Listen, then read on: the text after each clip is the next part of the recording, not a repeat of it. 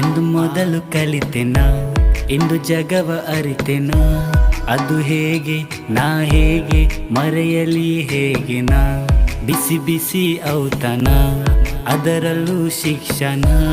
ನಾ ಹೇಗೆ ಅದು ಹೇಗೆ ಮರೆಯಲಿ ಹೇಗೆ ನಾ. ಚಂದದ ಸ್ಕೂಲ್ ಲೈಫ್, ಬೆನ್ನ ಮೇಲೆ ಹತ್ತಿಕೊಂಡಿರೋ ಚೀಲ, ಕಿವಿ ಮಡಚಿರೋ ಪುಸ್ತಕ ಎಲ್ಲ ಕೇಳಿ ಕೇಳಿ ಸಾಕಾಗೋಯ್ತು ಬೈಗುಲ. ಟೀಚರು ಬೈಯೋದು ನಿಲ್ಲಿಸ ಇಲ್ಲ. ಆಸಿಫು ಜೋಸಫು ಪ್ರದೀಪು ಇದ್ದರು ಅಲ್ಲಿಲ್ಲ ನಮ್ಮಲ್ಲಿ ಅಂದು ಭೇದ ಭಾವವು.